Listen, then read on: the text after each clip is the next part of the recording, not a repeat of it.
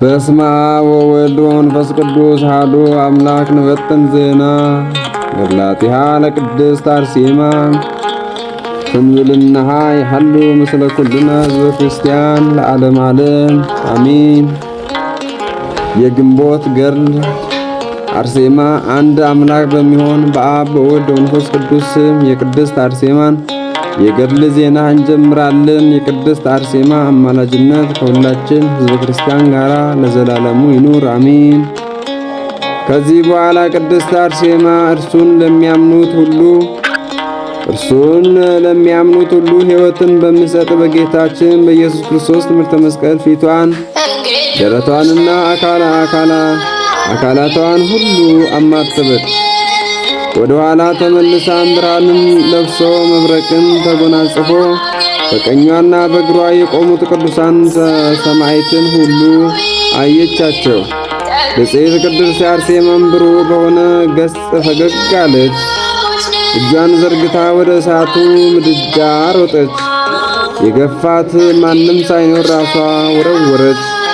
በልቧ ውስጥ መፍራትና እንቅጥቅጥም የለምና በፈጣሪዋ ኃይል ታመነች እንጂ ይኸውም በእውነት ያለ አምላክ ነውና ያስገድዳት እንደሌለ ፈጽማ ተናገረች። በፈቃዷ ተወረወረች እንጂ እሳቱም እንደ ውሃና እንደ ውርጭ ቀዝቃዛ ሆነ። ከዚህ በኋላ ጨካኝና ልበኛ የሆነ ዲያቆን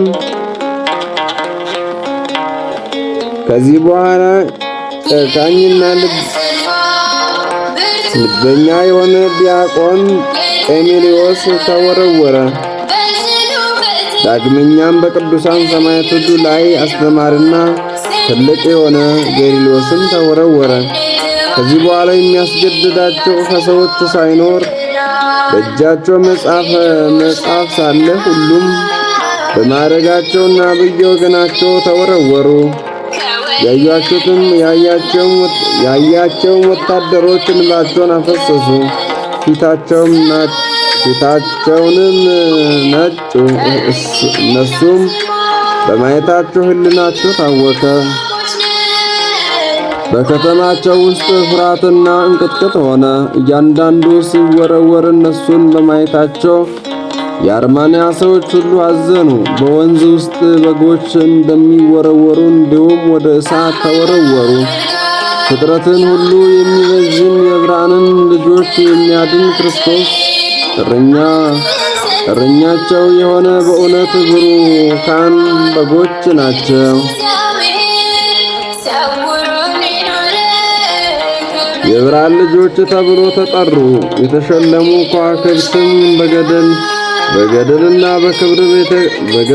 በክብር ቤተ ክርስቲያን ይሸለሟታልና የቃል ኪዳን አስራት የተሰጣቸው በእውነት የተመረጡና ንጹሐን ናቸው። ልቅሶንና ሐዘንን የልባቸውም ስለ ጌታችንና መድኃኒታችን ኢየሱስ ክርስቶስ በትዕግሥት በእምነት በገድልና በክብር ነፍሳቸውን በፍጹም ጸንታ የገዙ ናቸው። በፍጹም ጸጥታ የገዙ ናቸው። እሳቱንና መራራውን ቅጣት በተቀበሉት ጊዜ እሳቱን እንደ ቀዝቃዛ ውሃ አደረገላቸው። ኩራተኛ የሆነው የምድር ንጉሥ እንዳቀለሉት እንዲሁም የመከራውን ቅጣት አቃለለላቸው። እንደ ቀዝቃዛ ነፋስም የእሳቱን ነበልባል አደረገላቸው። ለታመኑበትና ልባቸውን በእርሱ ዘንድ ላጨከኑ እግዚአብሔር በባሮቹ ላይ ድንቅ ነውና። ከዚህ በኋላ በእሳት ምድጃ ውስጥ ጸለዩ። ልዩ በሆነ ሰላምታ ተሰጣጡ። ከጠላታቸውም ተንኰልና ከዚያን ከሃዲ ንጉሥ መዘባበት ያድናቸውም ፈጣሪያቸውን አመሰገኑት። እግዚአብሔር በቅዱሳን ሁሉ አፍ ተመሰገነ። የአምላካቸው ስም የሚያመሰግኑና በእርሱ ስም የሚታመኑ ባሮቹም ቃልም የምድጃው ፍላት በቀዘቀዘ ጊዜ የወረወራቸው ወታደሮች ቅዱሳኑ ድኖ አዩአቸው። እነዚያም ሰዎች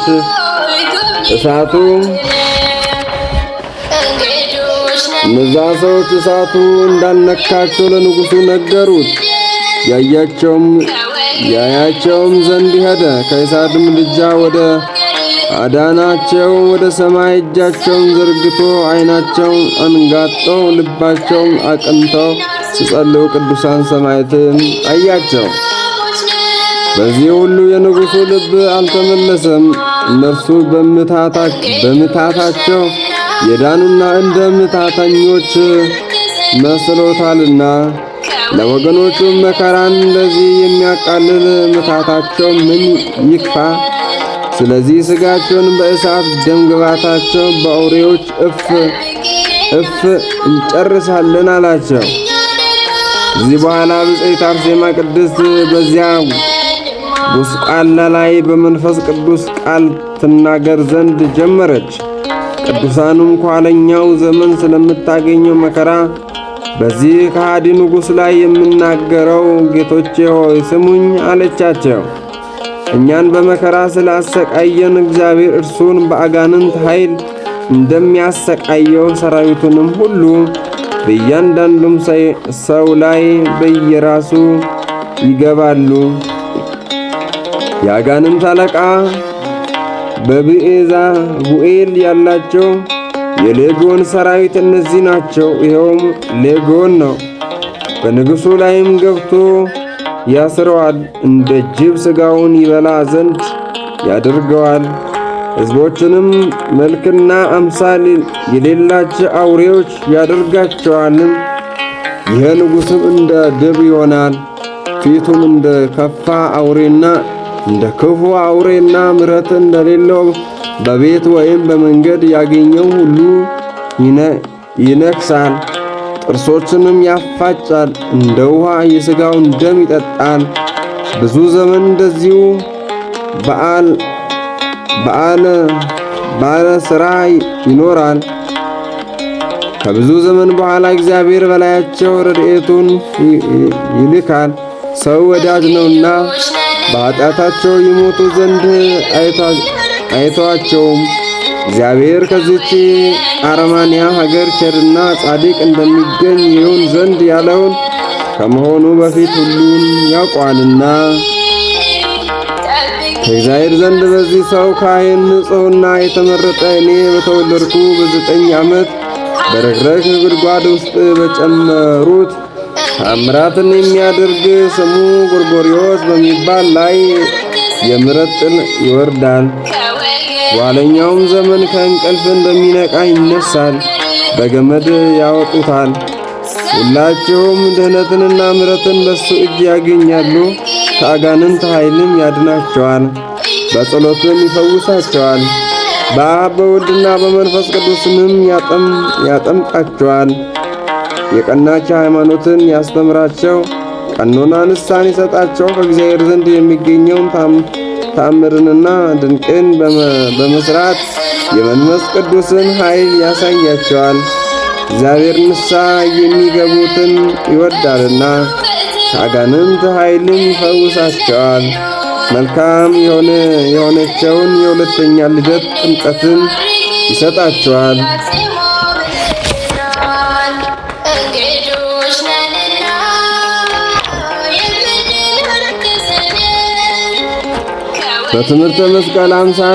በትምህርተ መስቀል ምሳሌ ከሰማይ የብርሃን አመድ ወደ ዮርዳኖስ ውሃ ይወርዳል። በስሙ ለሚያምኑና ለሚጠመቁ እርሱ መድኃኒታቸው ነውና። ዳግመኛም እስከ መጨረሻ ጊዜያቸው ዘመን ድረስ እስከ ዘላለም በጌታችን በኢየሱስ ክርስቶስም ስም በወላዲተ አምላክ በእመቤታችን ስምና በጻድቃንና በሰማዕታት ስም ሁሉ አብያተ ክርስቲያናትን ይሰራላቸዋል። ንጉሡም ብፅዕት ቅድስት አርሴማን የማይጠቅም የመዘንጋት ነገርንና ብልሽን ሁሉ ስትናገሪ ሰማሁሽ፣ ታገስኩሽ። አሁን ግን ለጣዖቶቼ ስገጂ፣ በፊቴም መሥዋዕትን ሰዊ፣ ወይም በኋላዬ የሚነክስ ዘርን ወይም በኋላዬ የሚነግስ ዘሬም እንድንተካ 5 ሆኒም በዙፋኔ ይቀመጣል። አንቺም በመንግስቴ አዳራሽ ውስጥ ትደሰታለሽ፣ ከኔ ጋራም ትነግሻለሽ። እስከ ዘላለም ድረስ በደስታ ትኖሪያለሽ። ከኔ በኋላ የሚቀመጥ ከኔ ዘር ብታገኝ እኔም ኋላ ትነግሺ ዘንድ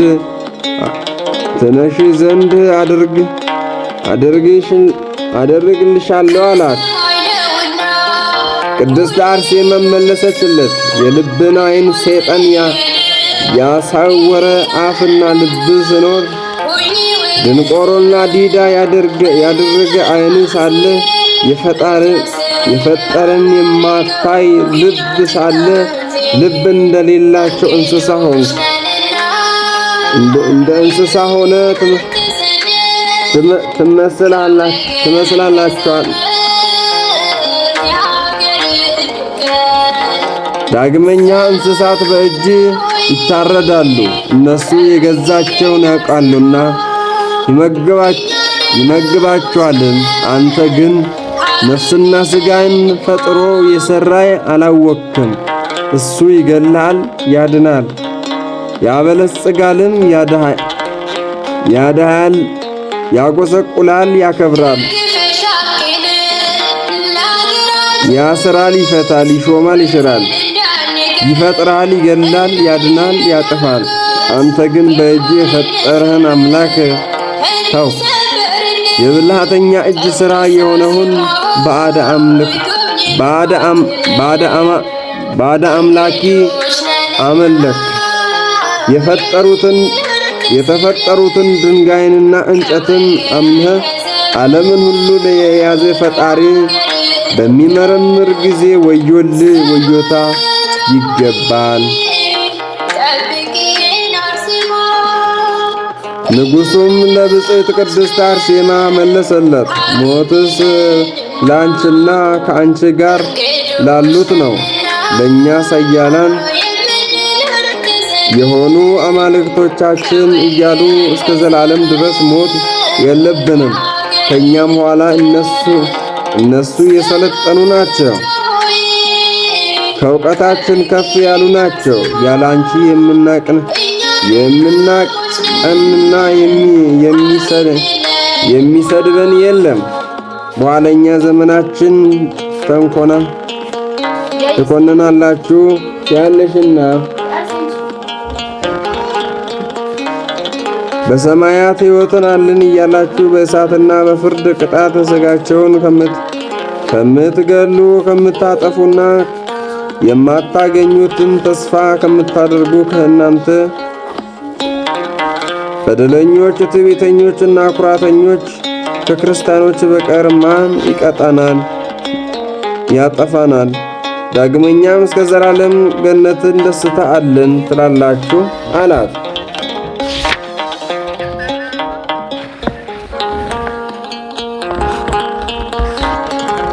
እኛ ግን መከራ፣ ጥፋትና ችግር አለባችሁ ትሉናላችሁ።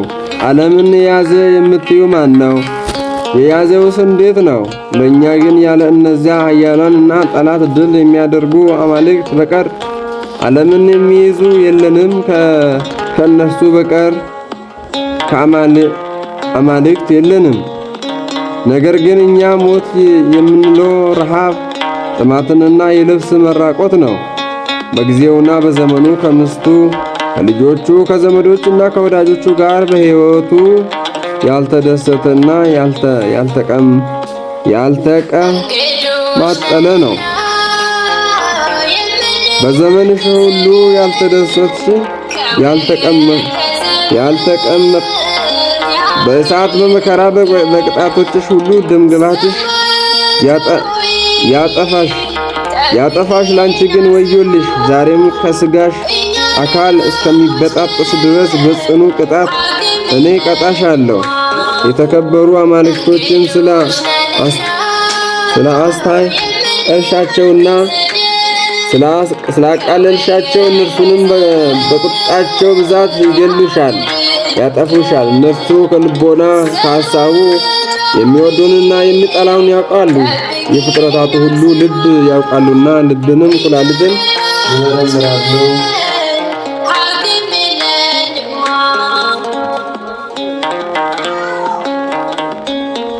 ብርክት ቅድስት አርሴማ መለሰችለት እንዲህ ማለች፣ ቅዱሳን መጻሕፍቶቻችንን በምድር ያለውን ሞት አትፍሩ አይተዋችሁምና በላይ ያላችሁ ኃጢአትን ፍሯት እንጂ በምድር ያለው አይደለም። ተግታችሁ ጸልዩ ይላሉ። እናንተ ግን በሞታችሁ ጊዜ ዳግመኛ የሚቀጣቸውን ፈጣሪያቸውን ክዳችሁ በምድር ላይ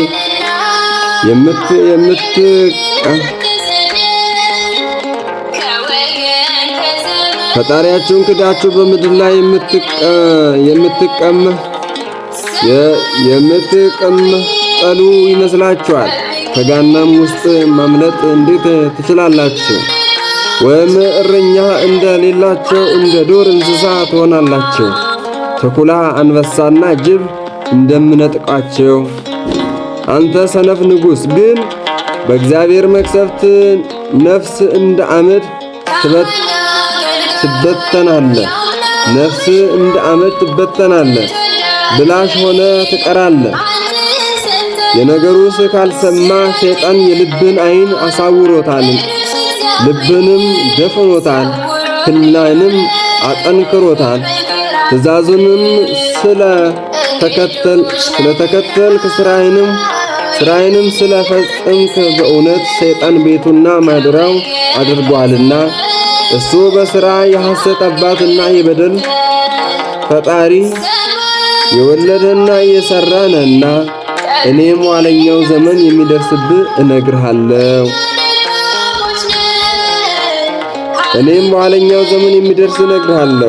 ይኸውም ዳግም ሞት ነው። ዳግመኛም በምድር ላይ በሕይወታቸው ንስሐ ለማይገቡ ኃጢያን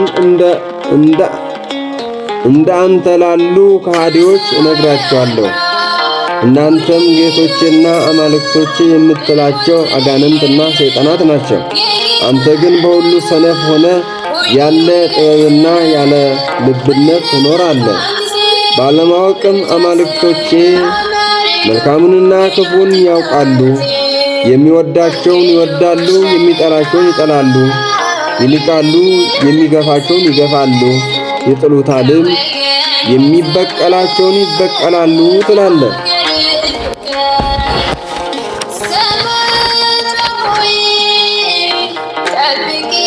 ንጉሡም መለሰ፣ እኒህ አማልክቶች ግን ታላቆች ከፍ ያሉና ዓለምን የያዙ ናቸው። የላሞችና የበጎች መሥዋዕትን የማቀርብላቸው ከእግራቸው መረገጫ በታች የሚሰግዱላቸው ፈጽሞ ከፍ ከፍ የሚያደርጋቸውን የማያከብራቸውን እኔ የሚፈራቸውን የሚሳደቡ ከነዚህ ኩራተኞችና ትዕቢተኞች ሰዎች ዘመዶችሽና ከአንቺ በቀር አይበቀሉም። ብርክት አርሴማም አላት፣ በእጃቸውም እንደፈጠሩኝ የማምናቸው የማቀርብላቸው መሥዋዕት የሚቀበሉኝ በማገለግላቸው ጊዜ በጥበብ የሚነግሩኝ በእነሱ ዘንድ ከመሆን በፊት የሚያስገነዘቡኝን እወዳቸዋለሁ። አንቺም ብትወዳቸው ጥበብንና ባለሟልነትን በእኛ ዘንድ በሰጡሽ ነበረ። በቤተ መንግሥት ውስጥ ካሉት መንግሥታት ሁሉም በስማሙሽ ነበረ። ብርክት ቅድስት አርሴማም መለሰች፣ አንተ ግን ጥቅም በሌለው በሕሊና ተንኮልና በልብ ጥበብ የገሃነም እሳት የምትስባት ሆን። እነዚህ አምላክ ይሆን ዘንድ የሚገባቸውና የሚባሉ አይደሉም። አምላካችንስ እግዚአብሔር ብቻ ነው። እነዚህ ግን ውስጣቸው እንጨት፣ ድንጋይ፣ ትቢያና አፈር ናቸው።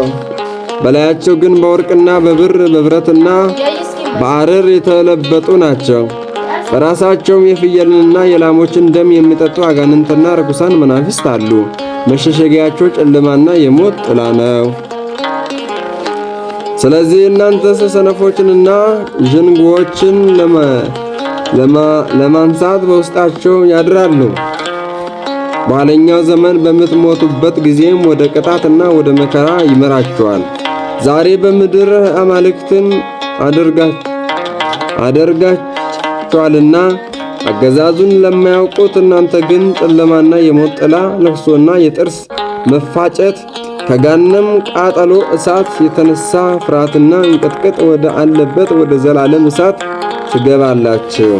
ዳግመኛም በውስጡ ብርድ፣ ውርጭ፣ እሳት፣ በረድና አመድ አለበት። አንተ ሰነፍ ነፍስ፣ አንተ ሰነፍ ሆይ አምላክህ ከዚህ ስንፍናዬ በምሕረቱ ብዛት ካልመለሰና ካልራራልህ የሚነግርህ ይህ ነገሬ አያልቅህም። ይህ ሁሉ ባገኘና በደረሰ ጊዜ ነገሬ ሁሉ ታስበዋለህ። እኔም ለአማልክቶች ትነግራቸው ዘንድ እነግርሃለሁ። ስለ ገፏቸው ዛሬ እኔን እንዲገሉኝ ንገራቸው።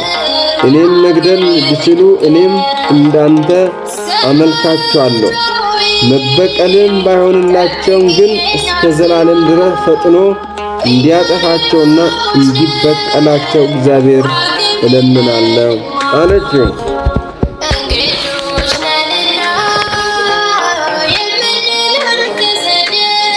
በመጀመሪያው ዘመን ትእዛዙን በተላለፈ ጊዜ እነርሱንና በንስሐ እንዳይመለሱ በክፉ ሥራቸው የዲያብሎስን ሰራዊቶች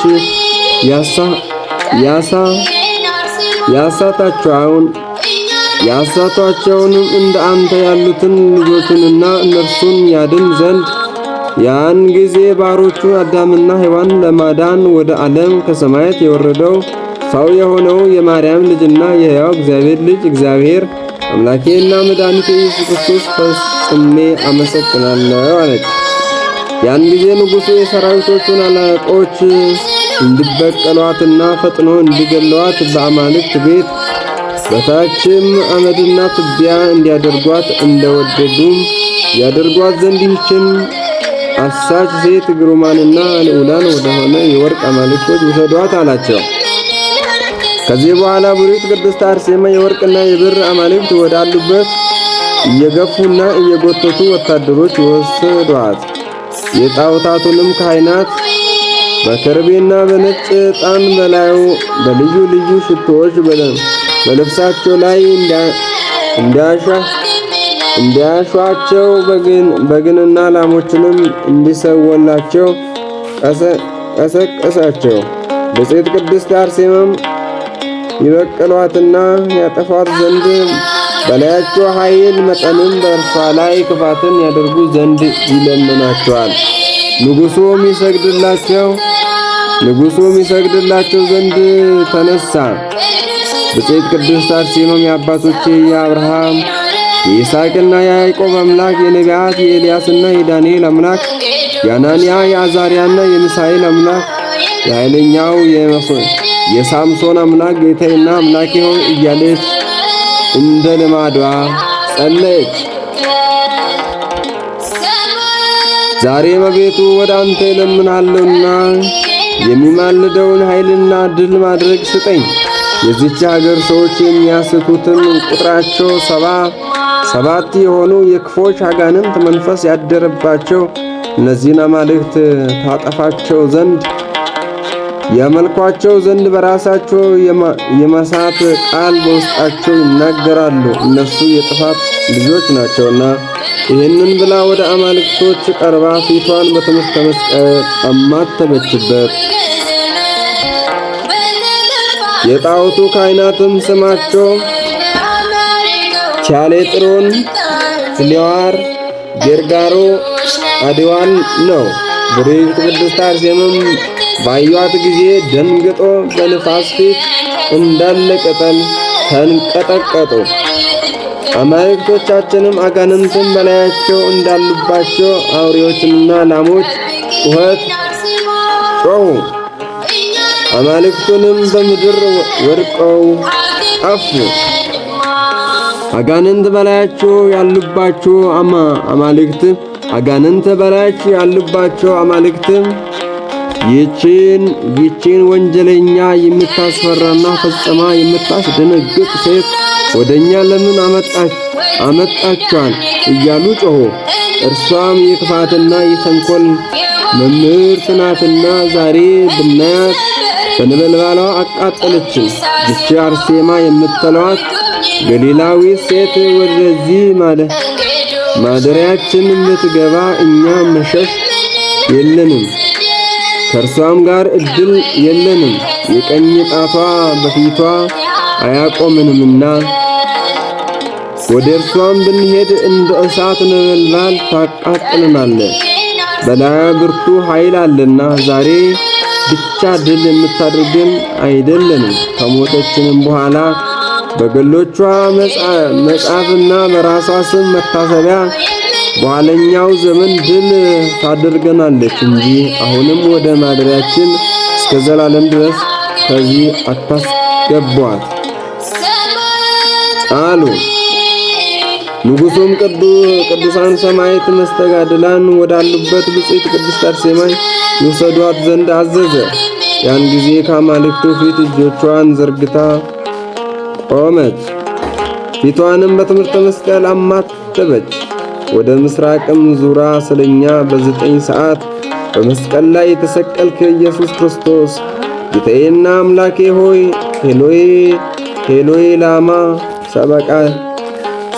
ሰበቅታኒ እያለ ይጮህ። ያን ጊዜ ምድር ተነዋወጠች፣ መቃብራትም ተከፈቱ፣ የሲኦልም መሠረት ፈረሰ፣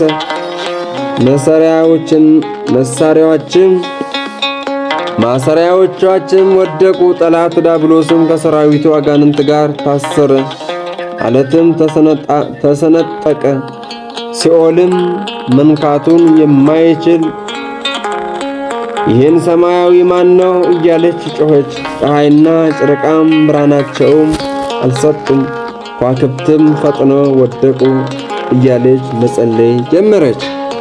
አሁንም አቤቱ ወደ አንተ እጸልያለሁ፣ በእነዚህ ጣዖታት ላይ ታላቅ ኃይልን ታሳይ ዘንድ እለምንሃለሁ። የዚህን አጋንንት ኃይላቸውን እንዲሻር ቅዱስና ቡሩክ ስምህ እንዲመሰገን የእነዚህን ጣዖታት ራሶች እንዲቀጠቀጡ ለቅጽበት ከእነሱ ጋር የሚነጋገሩ የሰይጣናት አጋንንት ሰይፎቻቸው ይሰባበሩ ዘንድ ቸር የሆነ መልአክ ሚካኤል ላክልኝ አለች። የቆሬን ልጆች ሰራዊት እስከምትወጣቸው ድረስ የምድርን አፍ እንደ አሰፋና እንደ ከፈት እነዚህንም ከድንኳናቸውና ከእንስሶቻቸው ጋር እንድትወጣቸው ዛሬም ለተቸገረችና ለተቀናች አገልጋይ ታላቅ ኃይልንና የሚያስደንቅ ሥራን አድርግ። ለንሆይ ባሪያ የምድርን የጥፋት ውሃ ሶርያን እንደነገረው በጥፋት ውሃ የቃየልን ልጆች እንዳጠፋቸው እርሱ ግን ሰምቶ ፈራ፣ መምጣትንም አመነ። ዛሬም ለዚህ ጣዖቶች ያጣቸው ዘንድ መላእክቶችንን ላክ እያለች ለመነች። ያን ጊዜ የያፌት ልጆችን የጨረሱ የሚያስፈሩ መላእክት ከመብረቅ ከነጎድጓድ ከብልጭልጭታ ጋር ወረዱ። ያን ጊዜ በዓለት ተሰጠሙ፣ ወደ ሲኦል ጥልቆችም ወረዱ። በወንዶች አምሳል የሆኑ 77ና በሴቶች አምሳል የሆኑ 33 ጣዖቶች ሁሉ ተሰባበሩ። ከአንገታቸውም የተሰበሩ ነበሩ፣ ከእጆቻቸውና ከእግሮቻቸው የተሰበሩም ነበሩ፣ ከወገባቸውም የተሰበሩ ነበሩ። ከወገባቸው መካከል የደቀቁና የተሰነጣጠቁም ነበሩ። በምድርም ነፋስ እንደሚጠርገው ትቢያ የተበተኑም ነበሩ።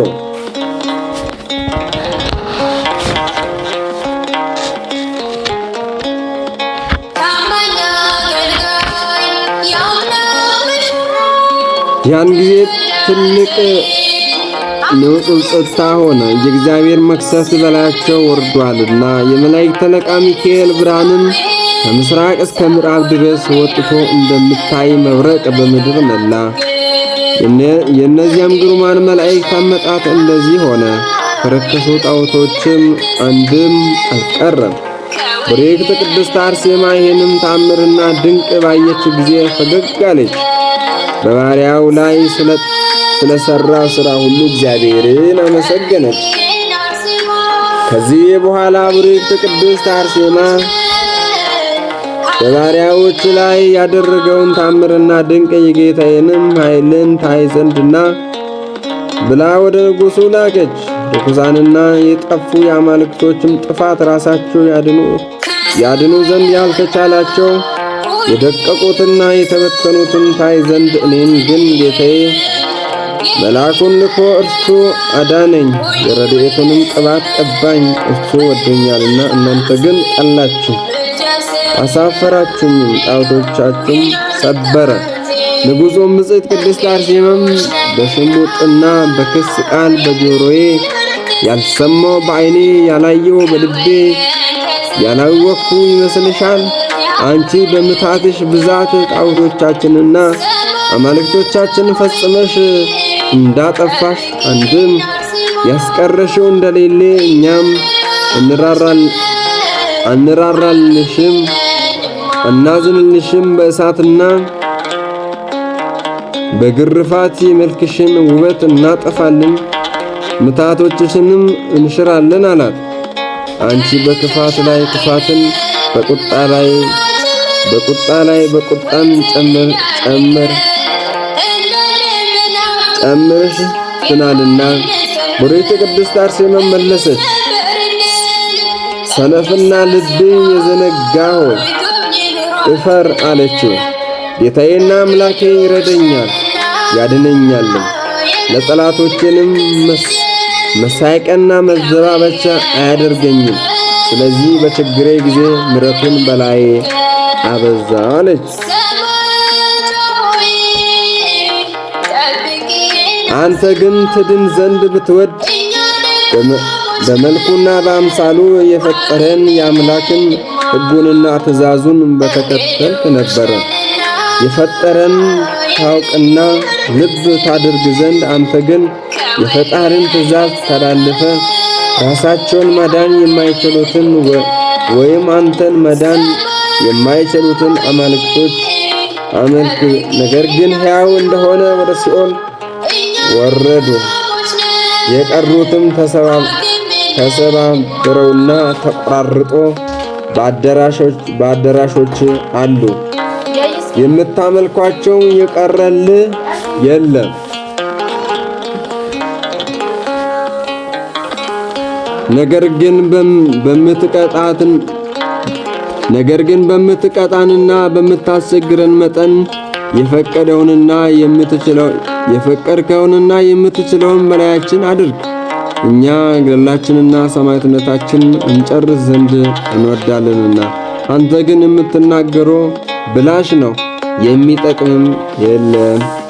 ንጉሡ ብፅዕትና ብርክት ቅድስት አርሴማም ቅዱሳን ሰማዕታት ወዳሉበት ወደ እስር ቤት እስኪነጋ ድረስ ይወስዷት ዘንድ አዘዘ።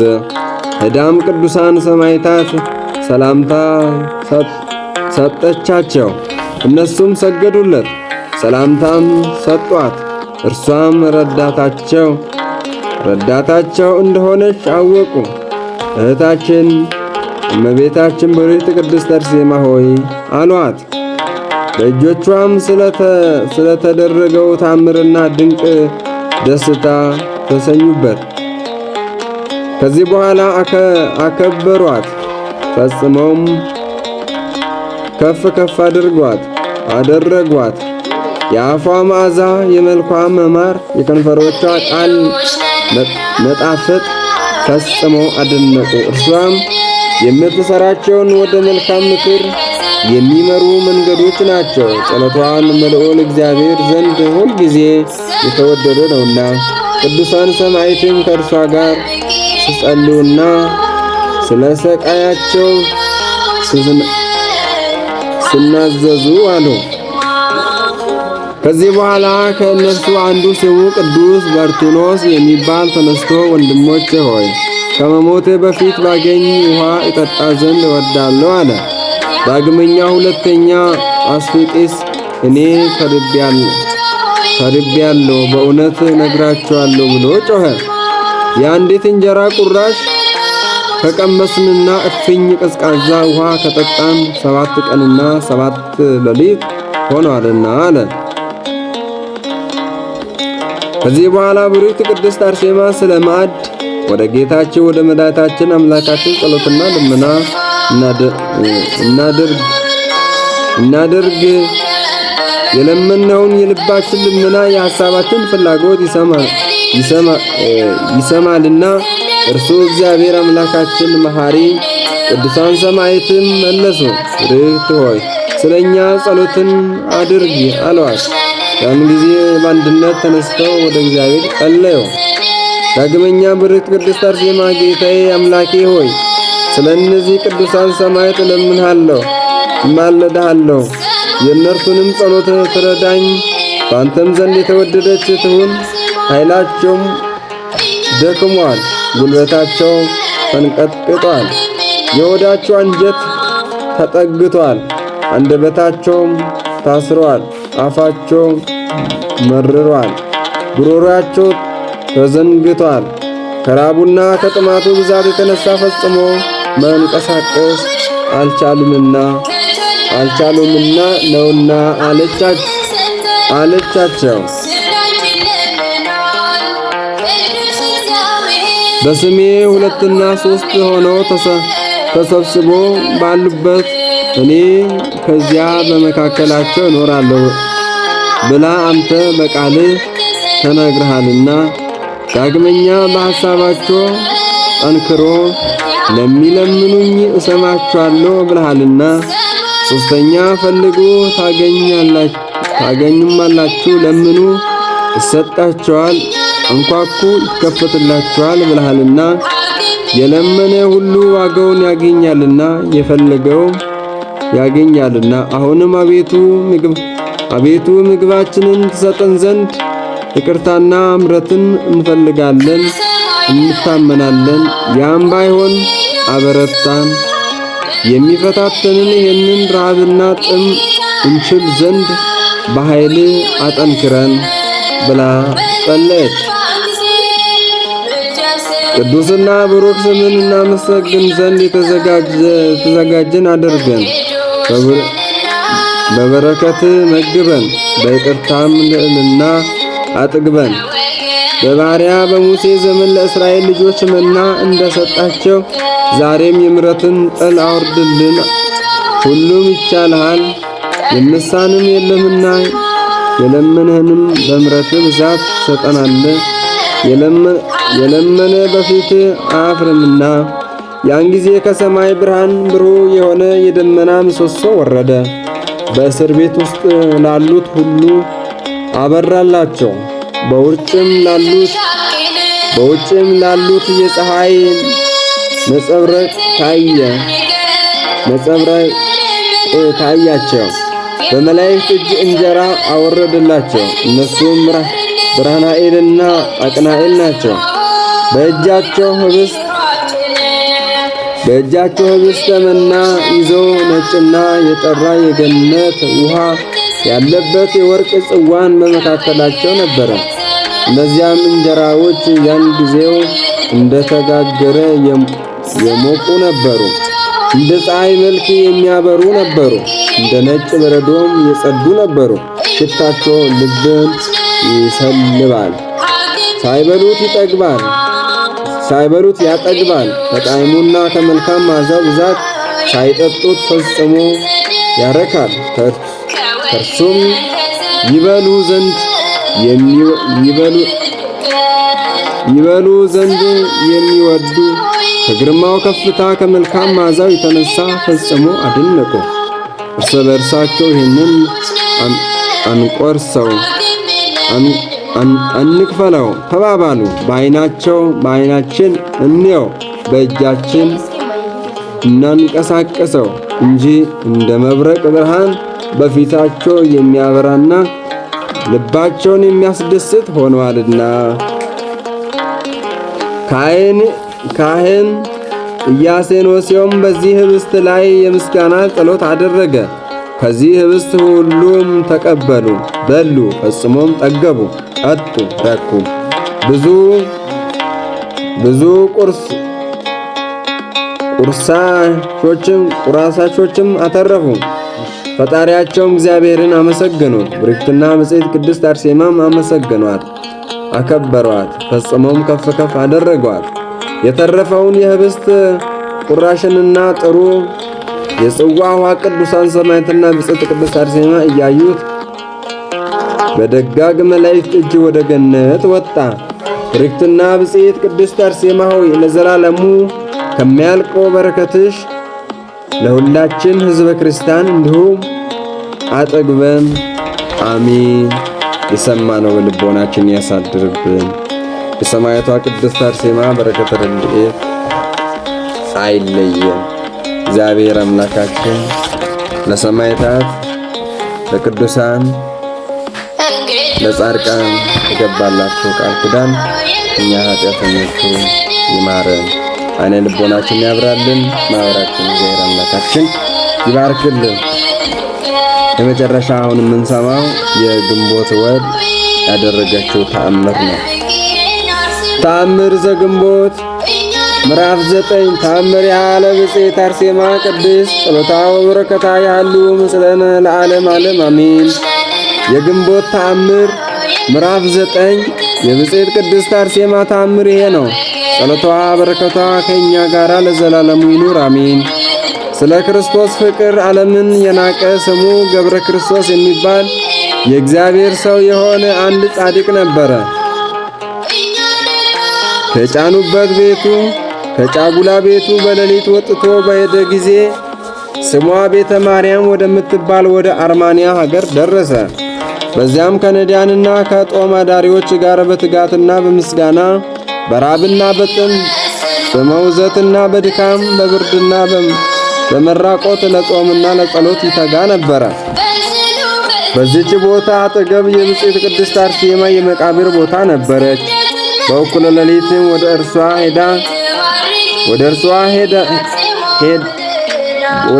ሄደ። ብዙ እንደ ውሃ ነጠብጣብ እስከሚፈስ ድረስ እንደ መንኮራኩር ብዙ ስግደትን ይሰግዳል።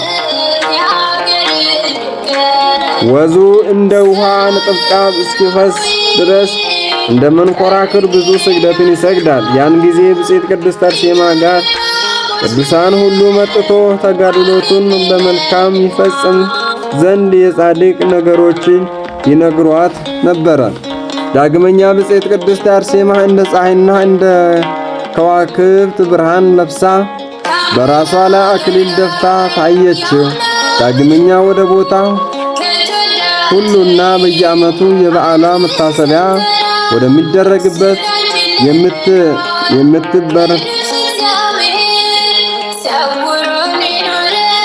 ዳግመኛ ወደ ቦታው ሁሉና በየዓመቱ የበዓሏ መታሰቢያ ወደሚደረግበት የምትከበርበት ረቂቃን ክንፎች ነበሯት።